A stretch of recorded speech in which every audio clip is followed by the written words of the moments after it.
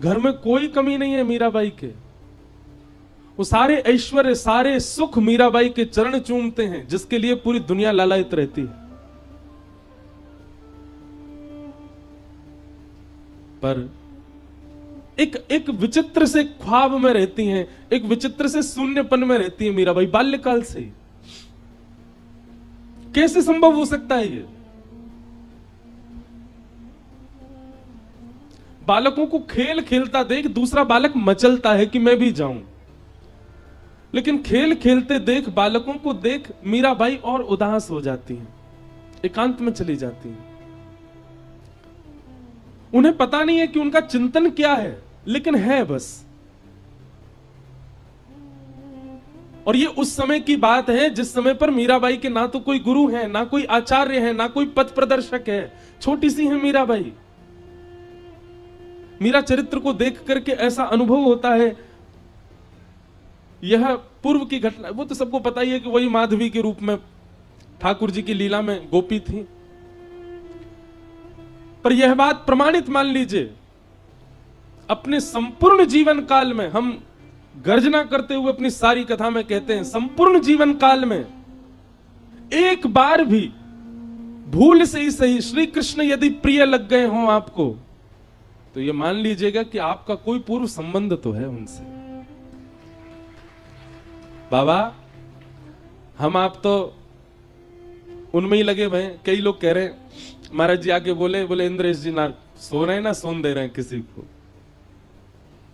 मैंने तो रोके ना है, आप जाओ सो जाओ।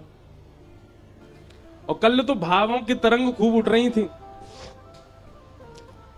लेकिन लाल जी की इच्छा जैसी रही। नहीं तो कल तो महाराज जी 5 रास के वर्णन करने थे, तो मैंने की 7 तो यहीं बज जाएंगे।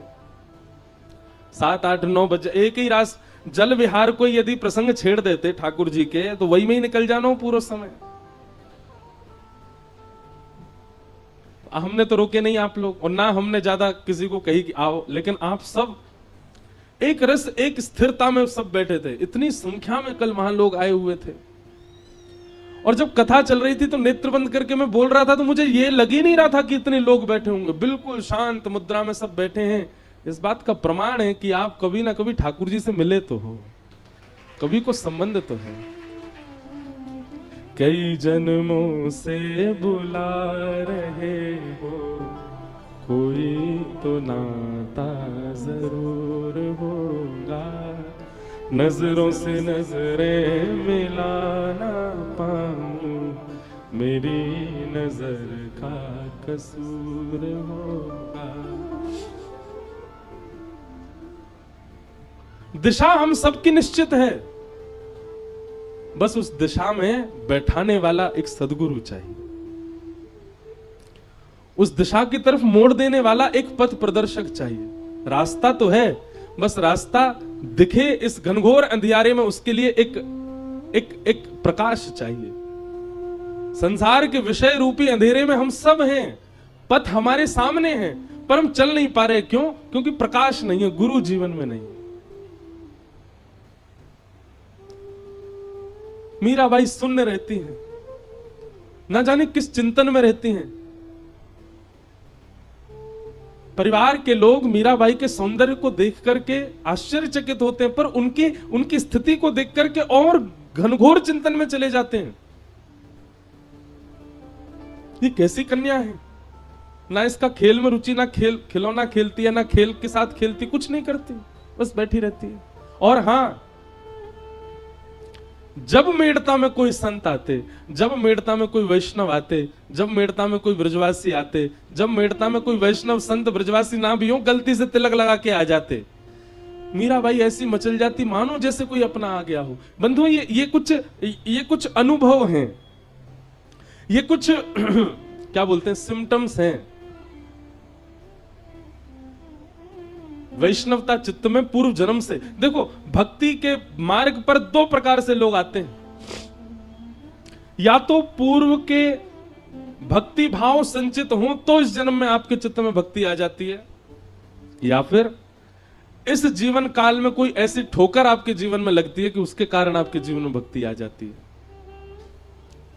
तीसरा भक्ति का आने का कोई और प्रकार है ही नहीं। या तो पूर्व जन्म का कुछ संचित आपका भजन रह चुका है, इसलिए वो इस जन्म में आप कर रहे हो, या फिर आपके जीवन में ऐसी एक रुकावट आ चुकी है, ऐसी एक ठोकर पड़ी है, ऐसा ऐसा ऐसा कुछ ठाकुर जी ने कर दिया है कि बस अब सब भूल भाल करके विचलित होकर के अब ठाकुर जी की तरफ मुड़ गए हैं। बाकी तीसरे को कितनी भी जबरदस्ती कर लो, वो भक्ति पथ पर नहीं आ पाएगा। ये दो ही आ सकते हैं।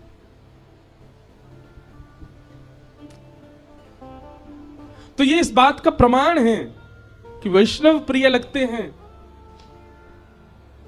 संत जन प्रिय लगते हैं, गैया प्रिय लगती है, ब्रज प्रिय लगता है, नाम प्रिय लगता है, लीला प्रिय लगती है, रूप प्रिय लगता है, धाम प्रिय लगता है। तो इस बात का प्रमाण है कि ठाकुर जी को आप प्रिय लगते हो, इसीलिए वो प्रियता उत्पन्न हो रही है।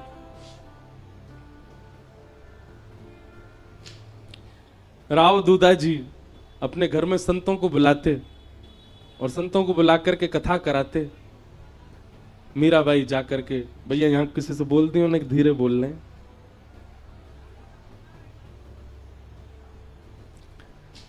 मीराबाई जाकर के उस कथा में ऐसे विराजमान हो जाती, अरे उत्तर मीमांसा पूर्व मीमांसा वेदों की ऋचाओं पर प्रवचन, जिनके प्रवचन सुनने के लिए इतनी गम्यता चाहिए, उन प्रवचनों को सबसे आगे बैठ करके मीराबाई एकांत चित्त नन्ही सी बालिका बैठ करके श्रवण करती। मीरा चरित्र पर एक बार कथा कहने का अवसर मिला था गांधी धाम में, गुजरात में। ये वृंदावन प्यारो वृंदावन जो पद है ना, ये भी गांधी धाम में ही लिखा गया है, और जिनके घर लिखा गया वो बैठे हैं यहाँ पर। उन्हीं के स्थान पर गांधी धाम एक गुप्त वृंदावन जैसा है, वहीं प्रकट होते हैं कई भाव। तो मीराबाई के प्रसंग में आता है कि जब जोशी जी कथा सुनाने के लिए आते थे तो मीराबाई सामने बैठ करके सुनती, और सुनते सुनते मीराबाई, जब कथा विश्राम होती, सब लोग प्रणाम करते, जाकर के व्यास मंच पर नन्ही से मीराबाई आती और व्यास जी को अपलक नेत्रों से देखती रहती। एक छोटे बालक के भांति पुचकार करके जोशी जी कह देते, अरे लाली, अरे बालिका, तू कथा सुनती है, समझ आता है तुझे? मीराबाई के मुखमंडल पर कोई प्रसन्नता नहीं, कोई मूर्छन नहीं, एक जिज्ञासा दिख रही है केवल नेत्रों में। जोशी जी अपनी पोथी रखते जा रहे हैं और अचानक पूछते हैं, क्या बात है लाली, तो ऐसे देखती क्यों रहती है? कोई मन में भाव है, कोई प्रश्न है? नन्ही सी मीराबाई, बड़े बड़े लोग जिस प्रश्न को नहीं कर पाते वो नन्ही सी मीरा पूछती हैं। आप जिनकी कथा सुनाते हैं, आप जिनके भाव व्यास मंच पर बैठ करके कहते हैं, कभी आप उनको चतुर्भुज रूप में बताते हैं, कभी आप उनको शेषनाग पर पौड़े नाथ के रूप में बताते हैं, कभी आप ब्रह्मादि देव उनकी स्तुति कर रहे हैं ऐसा बताते हैं, कभी वो ब्रज के गोपाल बनकर के गैया चरा रहे हैं ऐसा बताते हैं। यह तो स्पष्ट हो गया कि वो एक ही हैं, उनके विलास अलग अलग हैं। लेकिन मेरा बस एक ही प्रश्न है, ये गोपाल जी मुझे कब मिलेंगे? चिंतन उसका किया जाता है, चरित्र उसका सुना जाता है जिससे मिलना निश्चित हो। अरे घर में यदि किसी की बहुत प्रशंसा की जा रही है, किसी परिवार के बालक की, तो बाकी बालकों के मन में भाव आता है कि कभी कोई उत्सव में वो बालक आएगा तो हम मिलेंगे। हमारे दादा दादी माता पिता सब उसकी बड़ी प्रशंसा करते हैं। आप नित्य आकर के यहां कथा सुनाते हैं, क्या आप मुझे यह बता सकते हैं जिनका चरित्र लीला आप वर्णन करते हो वो मुझे मिलेंगे? नन्ही सी मीराबाई के प्रश्न को सुनकर के जोशी जी स्तब्ध हो गए। बाल भाव से देख रहे हैं, पर मीराबाई के नेत्रों में प्राप्ति की जो प्यास है वो जोशी जी को स्पष्ट दिख रही है। जोशी जी ने मीराबाई के सिर पर हाथ फेर करके कहा, लाली, गुरु जीवन में आएंगे और वही तुमको ठाकुर जी के पास ले जाएंगे, वही तुमको ठाकुर जी दिलाएंगे।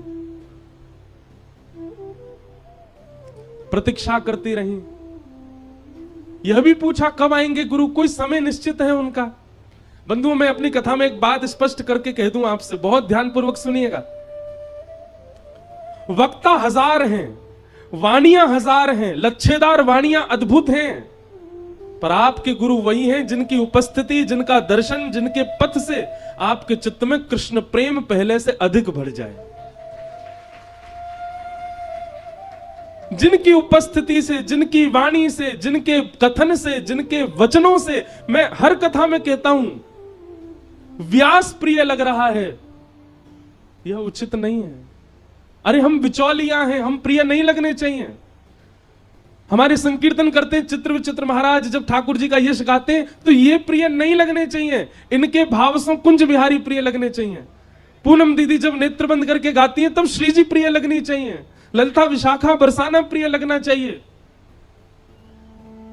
गुरु वही है जिसकी उपस्थिति से आपको ठाकुर जी और प्रिय लगने लग जाए, ठाकुर जी और स्पष्ट होने लग जाएं।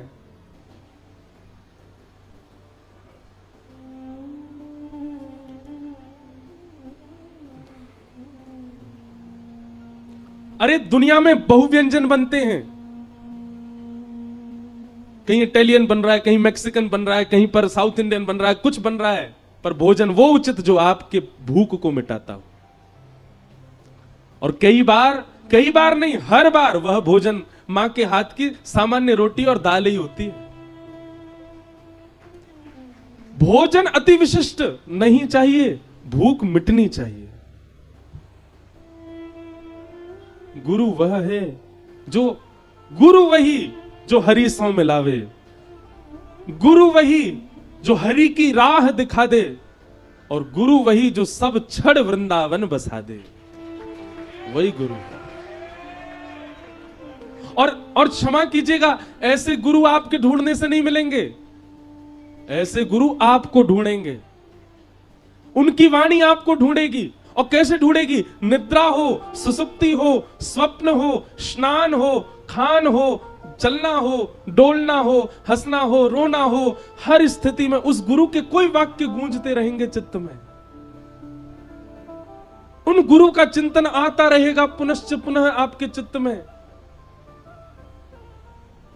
घर में विवाह का प्रसंग है, सब नाच रहे हैं, गा रहे हैं, पर आपके चित्त में एक क्षण के लिए इस सब प्रसंग के बीच में भी आपके गुरु का उनका स्मरण हो गया, जिनसे आप वृंदावन मिलके आए थे। उनका स्मरण हो गया जिनकी बैठे बैठे आपने कथा सुन ली थी।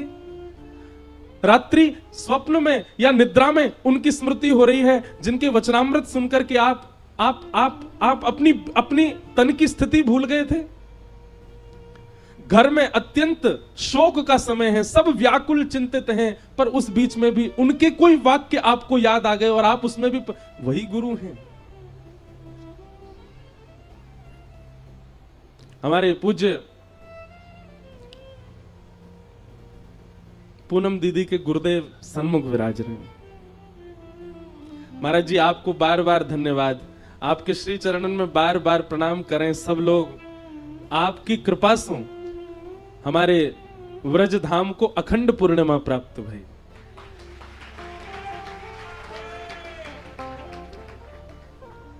महाराज जी सामान्य, महाराज मैं पहले दिन कथा करके जब नीचे उतरो, महाराज जी को प्रणाम करके गए, दूसरे दिन जब कथा करके गए, महाराज जी ने मुझको गले से लगायो और गले लगा के मुझसे बोले, मुझे दक्षिणा दे दी महाराज जी ने। महाराज जी बोले मैंने कथाएं बहुत सुनी, मैंने कथाएं बहुत कही, पर आपकी कथा से कृष्ण प्रिय लग रहे हैं और प्रिय लग रहे हैं।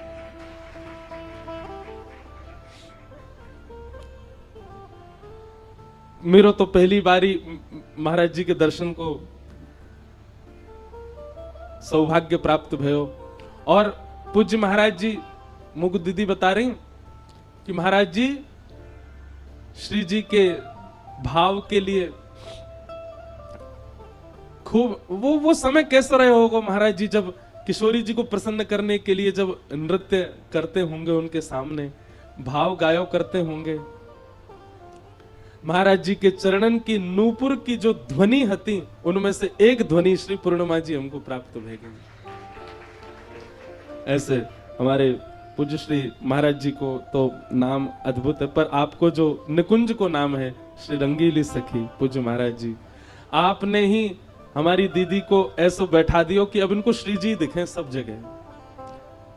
हम दीदी की प्रशंसा नहीं कर रहे हैं उनके मुख पे, पर मैं आज आपसे भी कक्ष में कह रहा था कि ठाकुर जी ने अपने भक्तों के जितने लक्षण बताए वो सारे लक्षण दीदी में घटते हैं। ताली मत बजाओ, सुनो और ने ये प्रयास करो कि ये भाव हम में भी आवे। ठाकुर जी से किसी ने कहा आपकी महिमा तो सब बताते हैं, आपका रूप तो सब बताते हैं, आपके भक्तों का रूप आप बताओ। ठाकुर जी बोले सुनो, वाग्गदगदा द्रवते यस्य चित्तम रुदत्य भिक्षणं हसति क्वचिच्च विलज्ज उद्गायत नृत्यते च मद्भक्ति युक्तो भुवनम पुनातु।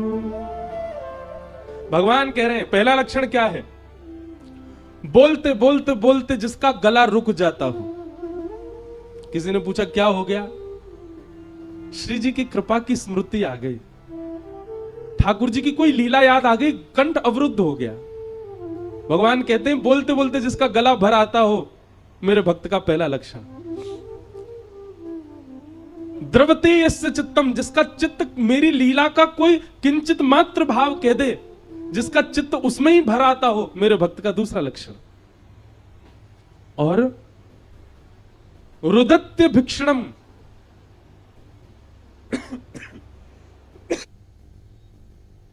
रुदन, अत्यंत रुदन। मैं कई प्रसंग तो जानबूझ करके नहीं बोलता, क्योंकि सामान्य प्रसंग बोलने पर आपकी स्थिति इतनी ऐसी हो जाए। सब लोग मुझे बोले महाराज जी आप कथा करके गए, हमको 1 महीना लगा दीदी को संभालने में। आज कथा विश्राम है रही है, कल मोकू भोपाल निकलना है। अब मैं इस असमंजस में हूं कि मैं कैसे जाऊं गिरिराज जी से। क्यों? क्योंकि गए तो दीदी तो बहुत व्याकुल है। रुदत्य भिक्षणम, ठाकुर जी कह रहे हैं। और फिर हसित रुदत्य भिक्षणम हसती क्वचिच्च। और एक बात याद रखना, बहुत भाव में रहने वाला, बहुत कृष्ण विरह में रुदन करने वाला, वो हंसता भी बहुत है। जब हंसी में आता होगा तो भाई कोई रोक ना पाता होगा। हसती क्वचिच्च। और तीसरा 1 2 3 4 लक्षण हो गए। 5वां लक्षण ठाकुर जी कह रहे हैं विलज्ज उद्गायत नृत्यते च। निर्लज्ज होकर के, विलज्ज होकर के जो मेरा संकीर्तन करता हो, और जब नृत्य करने पर आवे तो यह भी विचार ना करे कि कौन देख रहा है, कहां से मेरे वस्त्र उधर रहे हैं, कहां क्या मैं क्या नृत्य कर रहा हूं, मेरे रूप की भंगिमा कैसी बन रही है, मेरे केश खुल रहे हैं, ये सब विचार भी उसको ना होता हो। भगवान कहते हैं ये लक्षण जिसमें हूं मद भक्ति युक्त हो, वो मेरा भक्त है। और ये सारे लक्षण हमको हमारी पूनम दीदी में दिखाई देते हैं। ये सब भाव है, और ये इन सब में इनका कोई बल नहीं है, इनकी कोई योग्यता नहीं है, इनकी कोई गम्यता नहीं है। सब कृपा इनके गुरुदेव की। इनके गुरुदेव प्रसन्न होकर के इनको देख लेते हैं, उसी से ही दीदी का इतना भाव बन जाता है। मीराबाई को भी यह प्रतीक्षा है कि मेरे गुरु कब आएंगे। और तभी आगमन हुआ आपके नगर में श्री रैदास जी का। प्रवचन कर रहे हैं व्यास मंच पर बैठ करके, और बगल में जैसे कल गिरधर लाल जी बैठे थे, ऐसे ही एक आसन के ऊपर उनके श्री ठाकुर जी गिरधर गोपाल बैठे हैं। जय।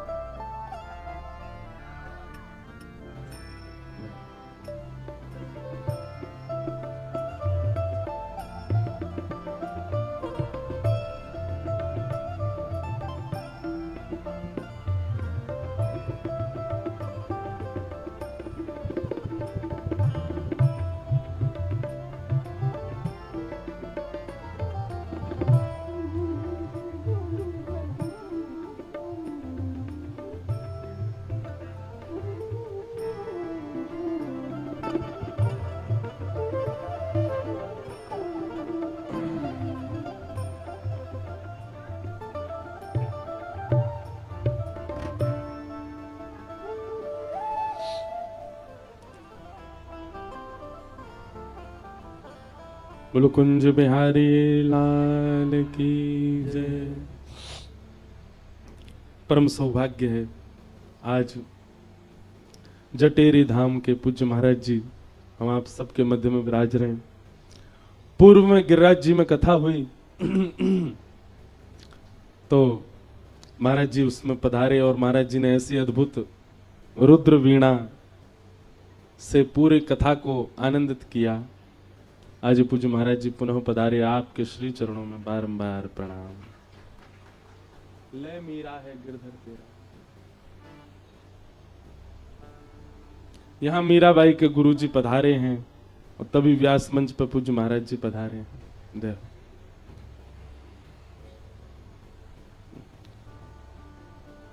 मुझ पहना दे महाराज जी।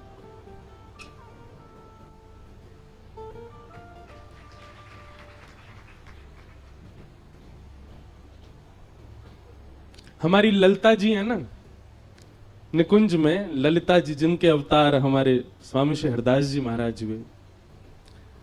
किशोरी जी की सखीन में ललिता जी बड़ी भोरी हैं, बहुत सीधी। किशोरी जी से वो ज्यादा भोरी हैं।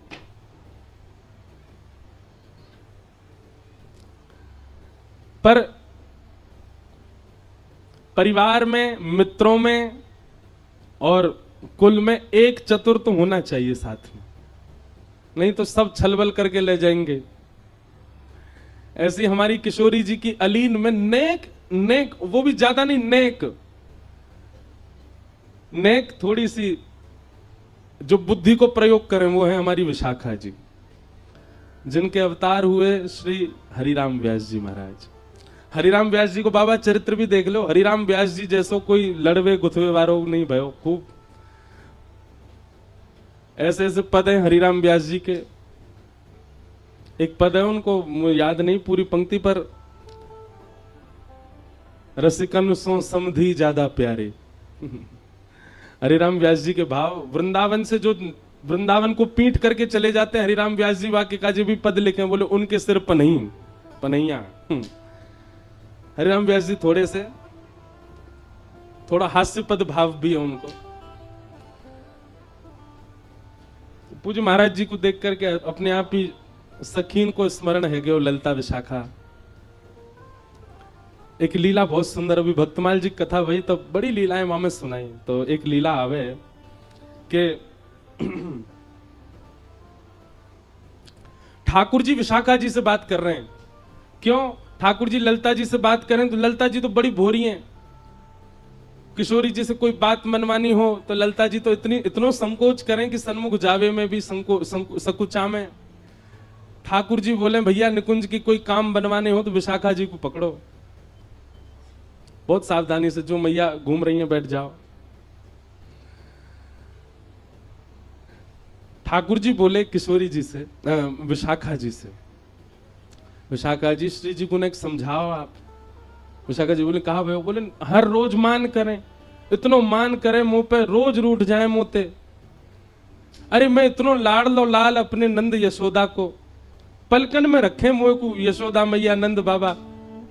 पूरे नंद भवन में सब मेरी आज्ञा ऐसो माने, लाला कहे और हम करें। ऐसो लाड़ चाव को जोड़ा में, ठाकुर जी अपनी स्थिति बता रहे हैं। पर निकुंज में आते ही ऐसो है जाऊं मेरी कोई कदर ही ना है।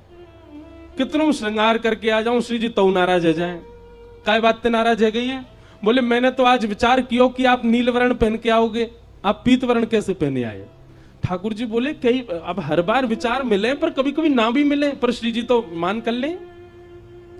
एक दिन श्री जी यह बात सो रूठ गई कि ये नीली मणि पहन के आए, वहां में कोई गोपी दिख रही है। अंत में पता चली वो श्री जी ही दिख रही। अपनों ही प्रतिबिंब देख के गुस्सा है गई जी, कौन गोपी बैठी है जा में। हे विशाखा जी तुम श्री जी को एक समझाओ, बहुत मान करें। वैसे एक बात कहूं, ठाकुर जी यूं कहते जा रहे हैं, अच्छा तो लगे मुझको जी मान कर ले, मैं मनाऊं इनको, वैसे तो लीला को पूरा श्रृंगार बने, पर कभी कभी तो अवकाश होना चाहिए ना, जरूर रोज ही मान करें।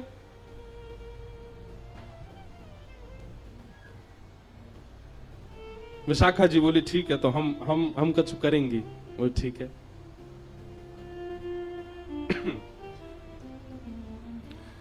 तो आज निकुंज में सब अली खड़ी हैं, सब सहचरियां खड़ी हैं, सब बहुत बढ़िया कछु आनंद, ऐसो कछु राग गायो गयो, ऐसी कोई लीला करी गई कि वासों श्री जी बड़ी प्रसन्न है गए। और इतनी प्रसन्न भाई, इतनी प्रसन्न है कि प्रसन्न है करके सेज पे बैठी बैठी श्री जी कहें, आज तो भैया तुम सबरी कछु मांग ले, जो मांगोगी सो दूंगी।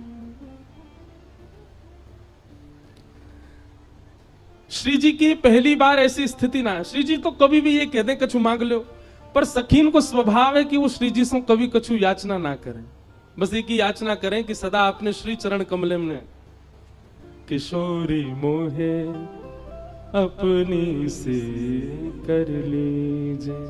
हे श्यामाजू, आप बस अपनी बना के रख लो, यही हमारी कामना, और हमें कुछ नहीं चाहिए। ललता आदि सब सखियां ने आकर के प्रणाम करी, बोले हे श्यामाजू आप सदा राजी रहो, यही चाहिए। कोई कह रही आप सदा प्रसन्न रहो, यही चाहिए। आपके जितने आरते सब मुंह पे आ जाएं, यही चाहिए। आप सदा निकुंज में विराजमान रहो, ऐसे ही प्रसन्न बढ़ते रहो, आपको मोद प्रमोद नित प्रति बढ़ते रहो, यही चाहिए। विशाखा जी की बारी आई। विशाखा जी सामने आकर के बैठ गए। मांगो विशाखा, कहा चाहिए? बोले मांग लो। बोले हाँ। मुकरोगी तो नहीं? बोले नहीं। बोले वचन दो, जो मांगूंगी सो दोगी। श्री जी बोले देंगे। बोले आपके बगल में जो श्याम सुंदर बैठे हैं, इनको हाथ पकड़ करके मेरे हाथ में दे दो, और ये सदा के लिए मेरे है जाएं, ऐसी कृपा मुंह पे कर दो। ये बात सुनकर के निकुंज की जितनी सखियां सब आश्चर्य में पड़ गईं, सब विशाखा जी को देखने लगी। ललता जी कहने लगी, अरे जी तू कहा कह रही? बोल आज बोलन दे मुंह को। हर बार मैंने आप सबन की बात मानी, हर बार श्री जी के सामने नतमस्तक रही हूं, पर आज मैं अपने हृदय को उद्गार प्रकट कर रही हूं। निकुंज नायक को हाथ पकड़ करके मेरे हाथ में दे दो, और सदा के लिए ये मेरे ही रहें, ऐसा वरदान श्री जी मुंह को दे दे।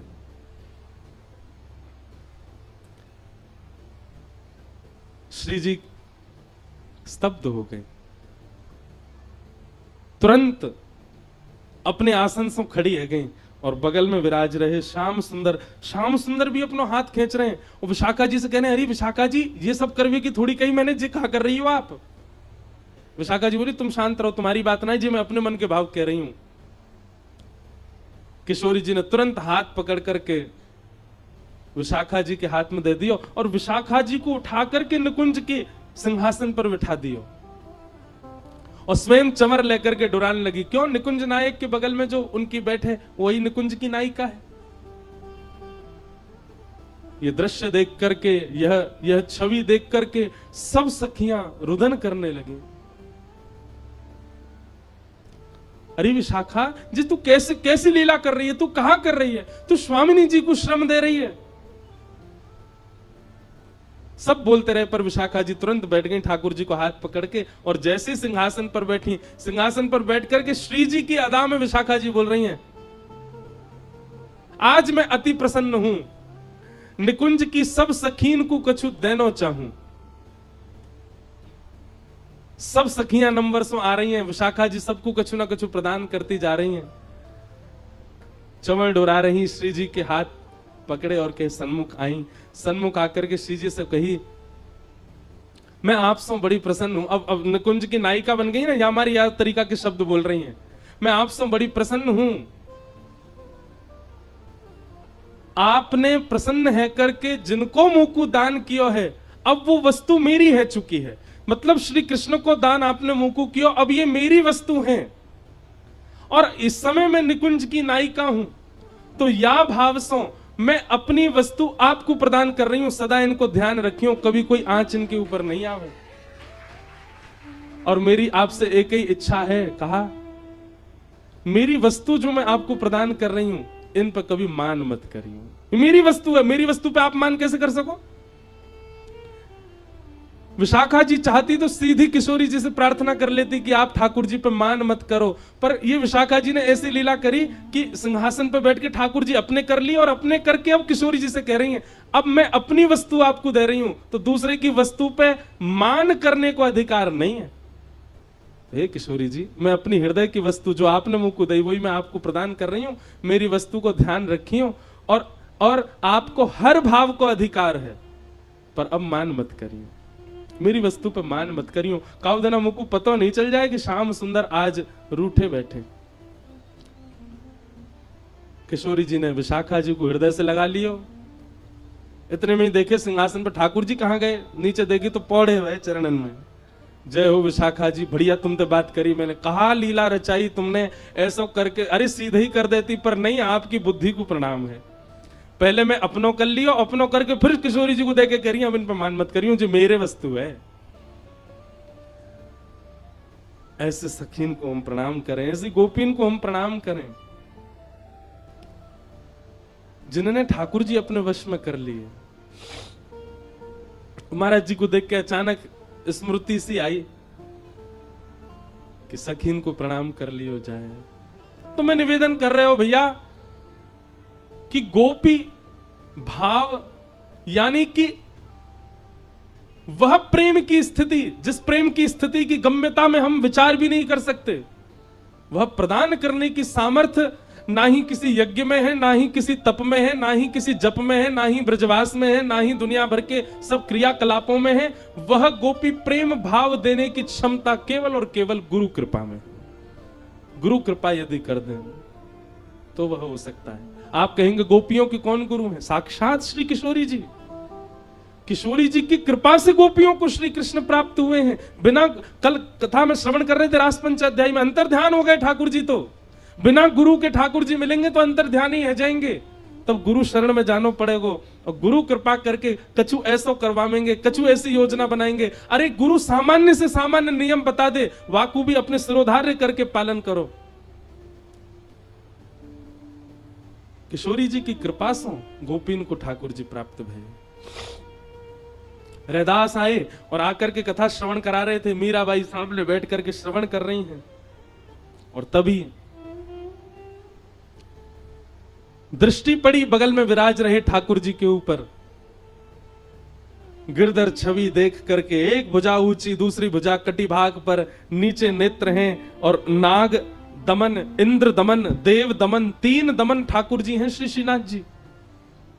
और इस छवि को जब देखा, मीराबाई के नेत्र बंद हो गए। कथा में बैठे बैठे मानो पूर्ण स्मृति उनके हृदय में जागृत हो गई। सब ब्रजवासी 56 भोग बना रहे हैं, अपनी अपनी बैलगाड़ी में धारण करके गिरिराज जी पर लेकर के जा रहे हैं। और इन्हीं ब्रजवासी में एक गोपी माधवी भी जा रही है। ठाकुर जी के दर्शन की लालसा चित्त में उत्पन्न हो गई है। इंद्र ने मेघमालान की वर्षा करके ऐसी मूसलाधार बारिश करी कि श्री ठाकुर जी ने अपनी दोनों भुजाओं से गिरिराज जी उठा करके अपने बाम हस्त की कन्या उंगली पर धारण कर लिए। त्रिभंग लली श्याम सुंदर गिरिराज धारण करके खड़े हैं। लाखों ब्रजवासी चारों ओर खड़े हैं छड़ी लगा करके। तभी माधवी के मन में भाव आयो कि मैं दर्शन तो करूं या गिरधर छवि को। जैसे ही सन्मुख गई हैं, नेत्रों में पानी आ गया, ओझल हो गए। ठाकुर जी दिखाई नहीं दे रहे मीराबाई को, माधवी को। ये सब मीराबाई को चिंतन हो रहा है और चिंतन करती करती सामने बैठी हुई नन्ही सी मीरा रुदन कर रही है। रोते विलखते गई है ठाकुर जी के पास। मुझे आप दिख नहीं रहे हो नाथ, आपकी आकृति अनुभव हो रही है पर आपका रूप दिख नहीं रहा है, कृपा करो मुझे दिखाइए ना आपका रूप। ठाकुर जी बोले, माधवी प्रतीक्षा कर, एक युग की प्रतीक्षा कर। गिर पड़ी माधवी धड़ाम। बोले, 1 वर्ष, 1 महीना, 1 हफ्ता, 1 घंटा, 1 दिन की प्रतीक्षा दी जाती है नाथ, 1 युग की प्रतीक्षा कौन देता है? ठाकुर जी कह रहे हैं, जितनो ताप, जितनो संताप, जितनो विरह, जितनी व्याकुलता, उतना प्रेम प्रगाढ़। कलयुग में मैं अन्य गोपियन से नहीं मिलूंगा, या युग में मैं 3.25 साढ़े 3 करोड़ गोपियन के संग रास विहार करूंगा, पर कलयुग में तो एक ही गोपी आवेगी और वही से रास विहार करूंगा, वो होगी तू। वाके काजे 3.5 करोड़ गोपियन को विरह तो को सहनो पड़ेगा। और व्याकुल रहती रहती माधवी 1 युग प्रतीक्षा करके अब मीरा बन के आई है। और आज जैसे ही वह स्वरूप देखा, स्मृति आ गई। ठाकुर जी ने पहले ही संकेत किया था, संत के माध्यम से, गुरु के माध्यम से तेरे जीवन में आऊंगा मैं। मेरे रूप को देखते ही तो को पूर्व जन्म की सवरी स्मृति है जाएंगी। दौड़ करके गई मीरा, देख नहीं रही है रैदास जी को, बस चरण पकड़ रही है, देख वहीं रही है ठाकुर जी की ओर, और कह रही है नाथ ये मेरे गोपाल जी हैं, ये मेरे ठाकुर जी हैं।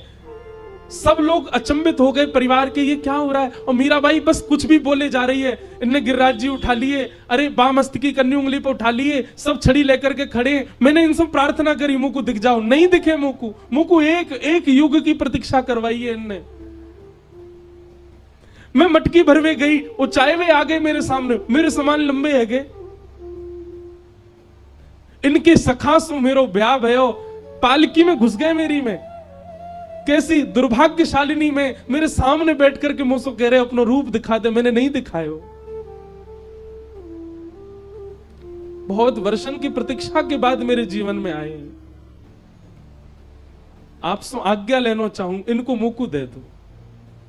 आज मुझे किसी ने यह प्रश्न भी पूछा है, अब यह भी एक संयोग है कि उसने यही प्रश्न किया कि किसी और के सेवा के ठाकुर जी मुझे इतने भार हैं, किसी और के सेवा के ठाकुर जी मुझे इतने प्रिय लग रहे हैं, मैं क्या करूं महाराज जी।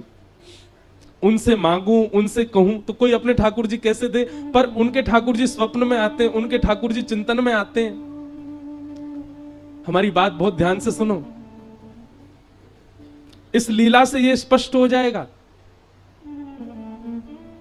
ठाकुर जी अर्चक के देने से नहीं आएंगे, ठाकुर जी अपनी इच्छा से आएंगे।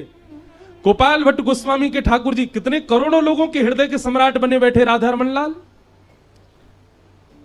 स्वामी श्री हरदास जी के हृदय के ठाकुर जी कुंज बिहारी लाल कितने करोड़ों हृदय के सम्राट बने बैठे।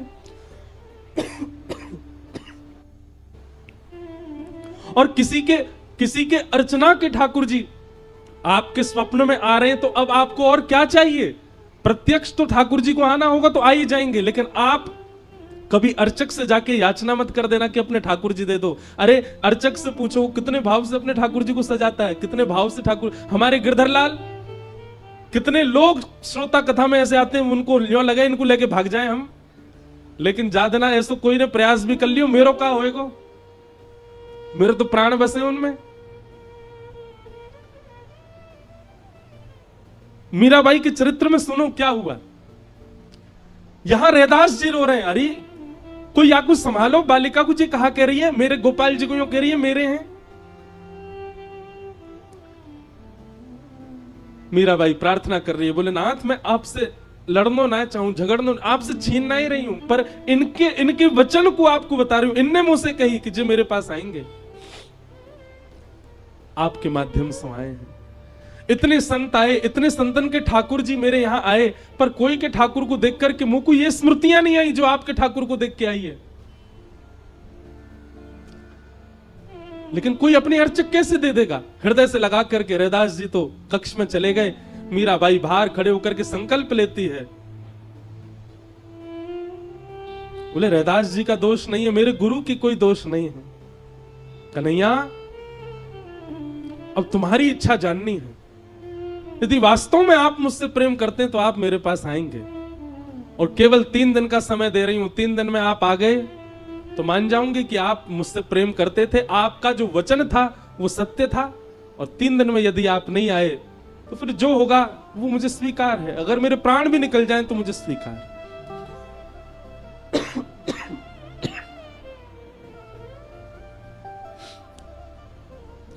3 दिन तक अनशन करके पड़ी है मीराबाई नन्ही सी, और रैदास जी की सेवा में क्या हो रहा है, बार बार सेवा करते करते कभी वंशी जी गिर जाती हैं, कभी मुकुट उतर जाता है, कभी मालाएं गिरने लगती हैं। रैदास जी भी मनी मन संकुचित हो रहे हैं और ठाकुर जी से कह रहे हैं लाल जी कहीं ऐसा तो नहीं कि आपकी भी इच्छा है उस बालिका के पास जाने की। रात्रि में शयन कराया ठाकुर जी को, ठाकुर जी स्वप्न में प्रकट हो गए रैदास जी के, और प्रकट होकर के कहते हैं, बोले बाबा आपकी सेवा से मैं बड़ा प्रसन्न हूं, पर अब प्रत्यक्ष सेवा की मेरी इच्छा मीराबाई से है। आप कृपा करेंगे तो या विश्व को या जगत को एक प्रेम की ध्वजा प्राप्त होगी। रही बात आपकी, तो मैं आपके चित्त में सदा रहूंगा। जब जब नेत्र बंद करोगे तब तब मेरा प्रत्यक्ष दर्शन करोगे। पर अभी मैं आपसे चाहूं कि आप अपनी सेवा अब मीरा को प्रदान करो। बहुत रोए रैदास, ठाकुर जी के चरणों में बिलक बिलक करके रोए, नाथ मुझसे कोई त्रुटि भई हो तो क्षमा करो। और अपने ठाकुर जी को हृदय से लगा के इतने वर्षों से कर रहे सेवा, निकल दिए मीराबाई के पास। अचेत अवस्था में पड़ी है मीराबाई, अन्न जल त्याग करके पड़ी हैं। और तब अपने ठाकुर जी ले जाकर के मीराबाई के कक्ष में गाया, ले मीरा है गिरधर तेरा, ले मीरा है,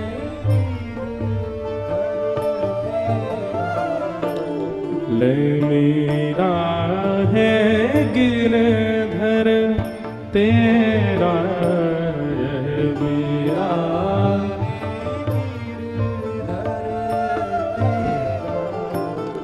ले मीरा है गिरधर तेरा। सब गाओ।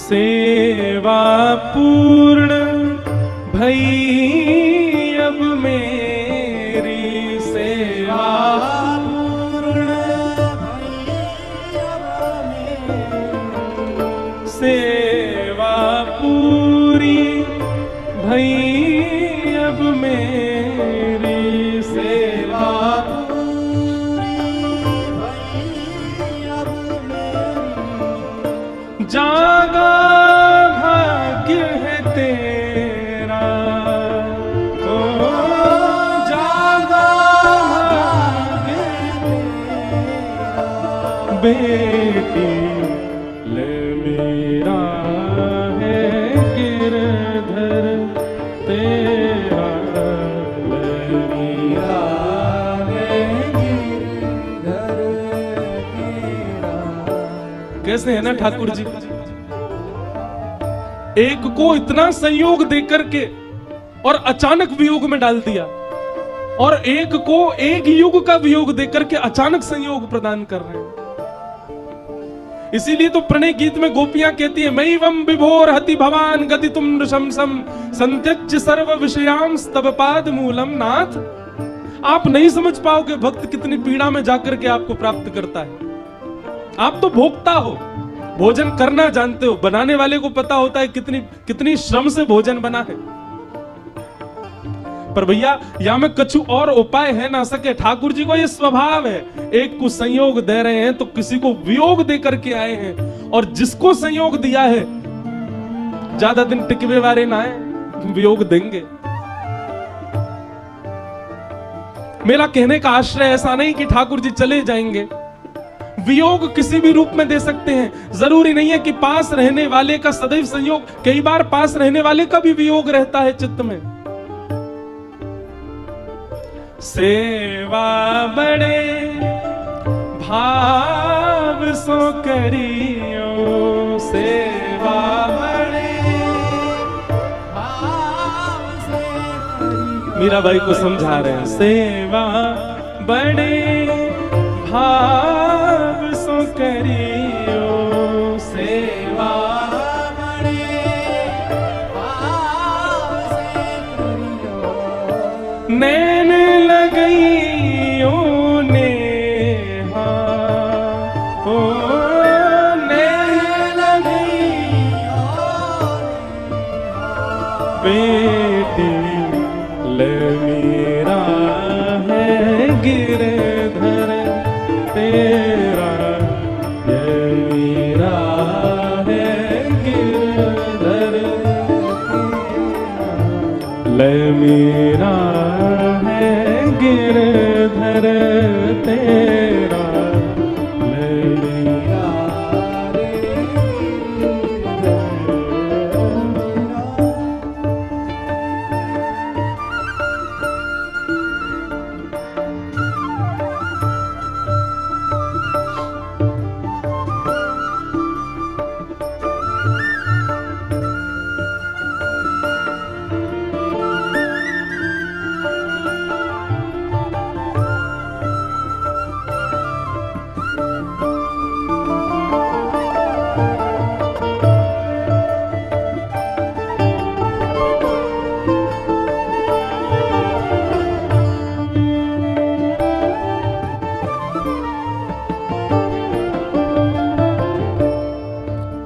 मीराबाई जैसे ही लाल जी को हाथ में लिया नृत्य करने लगे।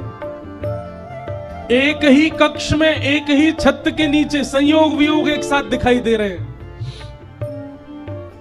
मीराबाई नाच रही है और श्री रैदास जी बस अपने नेत्र बंद करके अविरल अश्रुधार बहा रहे हैं, रुदन कर रहे हैं। तभी मीराबाई को थोड़ा मन में भाव उत्पन्न हुआ, संभालने के लिए गई थोड़ा उनके पास में, बोले बाबा आप इतनो रो मत, आप इतने व्याकुल मत हो, मैं सह लूंगी विरह वेदना, मैं पीड़ा सह लूंगी, पर आप ऐसे मत रहो। अगर आपको लगे कि ये उचित नहीं तो आप श्री ठाकुर जी की सेवा करो, पर मेरी स्थिति तो ये कि मैं विरह सहवे लायक अब हूं नहीं, प्राण ही निकलेंगे मेरे तो। रैदास जी कहते नहीं, सो ही सुहागन प्रिय जाहिरी झे,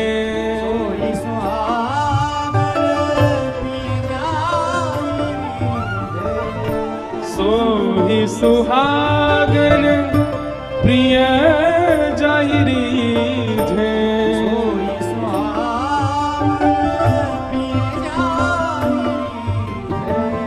कैसा तेरा मेरा,